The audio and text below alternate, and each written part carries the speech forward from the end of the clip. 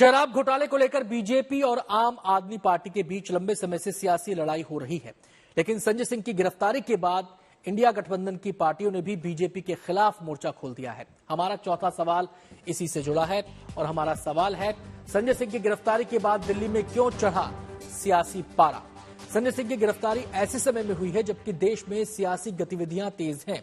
इस साल होने वाले विधानसभा चुनावों और अगले साल होने वाले लोकसभा चुनाव के लिए तमाम पार्टियां रणनीति बनाने में जुटी हैं। लिहाजा इस गिरफ्तारी के बाद दिल्ली का सियासी तापमान बढ़ गया है।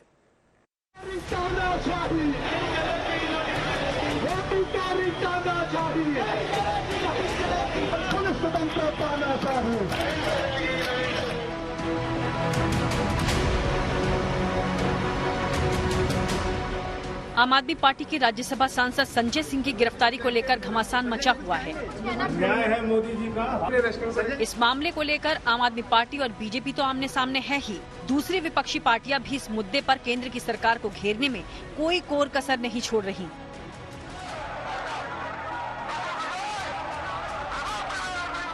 आम आदमी पार्टी ने इस मामले को लेकर बाकायदा प्रेस कॉन्फ्रेंस कर संजय सिंह की ईमानदारी को लेकर बीजेपी को चुनौती दी।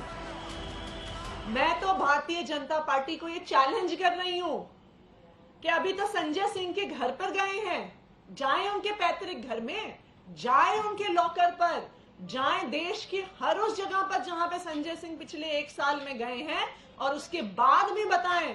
अगर एक चवन्नी उनको मिल जाए तो इसलिए अगर भारतीय जनता पार्टी में दम है, उनकी इन एजेंसियों में, उनके इस तोता मैना में दम है, तो दिखाएं एक पैसे के भी भ्रष्टाचार का सबूत। आम आदमी पार्टी संजय सिंह की बिना किसी सबूत की गिरफ्तारी का दावा कर रही है, तो बीजेपी उसे पंजाब में कांग्रेस विधायक की गिरफ्तारी की याद दिला रही है। पंजाब में सुखविंदर सिंह कैरा, जो पंजाब के कांग्रेस के विधायक हैं, ड्रग्स केस में उनकी गिरफ्तारी होती है, उनको ड्रग्स के केस में अरेस्ट किया जाता है। आम आदमी पार्टी प्रेस कॉन्फ्रेंस करके कहती है law will take its own course, और जब आपके विधायक या आपके सांसद गिरफ्तार होते हैं शराब घोटाले में, तो आप कहते हैं law should not take its course. ये तो बौखलाहट का मामला है। ये मामला सिर्फ आम आदमी पार्टी और बीजेपी तक ही सीमित नहीं रह गया है। विपक्ष एक सुर में संजय सिंह की गिरफ्तारी को लेकर केंद्र की बीजेपी सरकार को कटघरे में खड़ा कर रहा है। उसके मुताबिक ये सब 2024 के लोकसभा चुनाव को लेकर किया जा रहा है। एक लड़ाई चल रही है तानाशाही के खिलाफ इस देश में, और जो आवाज उठाएगा, जो बोलेगा, उसको गिरफ्तार किया जाता है, झूठे मुकदमे डाले जाते हैं।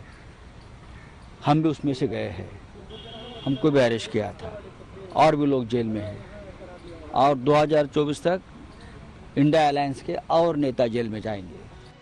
संजय सिंह की गिरफ्तारी के मुद्दे पर विपक्षी एकजुटता साफ नजर आ रही है। समाजवादी पार्टी से लेकर आरजेडी तक केंद्र सरकार पर एजेंसियों के दुरुपयोग का आरोप लगा रही है। जितने भी अपोजिशन लीडर्स हैं या जो अपोजिशन पार्टी के जितने भी लीडर्स हैं, वो वेल प्रिपेयर्ड पहले से हैं। ये कोई नई चीज नहीं हो रही है, और सत्ता में रहने वाले लोग ये कोई नई चीज नहीं कर रहे हैं। दुर्भाग्य इस बात का है, जो लोग चुन करके आए हैं जनता से, आखिरकार वही लोग अन्याय ज्यादा कर रहे हैं। विपक्ष के निशाने पर केंद्र सरकार है, तो सरकार का कहना है कि एजेंसियां अपना काम कर रही हैं। उसका साफ संदेश है कि भ्रष्टाचार किया है तो भुगतना तो पड़ेगा। तो जांच एजेंसियों ने कार्रवाई की है, गंभीर आरोप है, करोड़ों रुपए का घोटाला हुआ है, और इसको लेकर जो प्रश्न पूछे जा रहे हैं उनका उत्तर अवश्य देना चाहिए। तो ये जो ईमानदारी का सर्टिफिकेट केजरीवाल जी बांटते हैं, वो स्पष्ट तौर पर दिखता है कि एक के बाद दूसरा भ्रष्टाचारी इन्होंने अपने पार्टी में रखा है। आम आदमी पार्टी के नेताओं की गिरफ्तारी के जरिए बीजेपी दिल्ली के मुख्यमंत्री अरविंद केजरीवाल को उनकी ईमानदारी की भी याद दिला रही है, लेकिन विपक्ष पूरे मामले को बदले की कार्रवाई से लेकर आवाज दबाने की रणनीति करार दे रहा है। लिहाजा ये कहना शायद गलत नहीं होगा कि अब ये पूरा मामला बीजेपी बनाम विपक्ष का बन चुका है, और इसी आधार पर फिलहाल सियासी जंग आगे बढ़ेगी। Bureau report, good news today.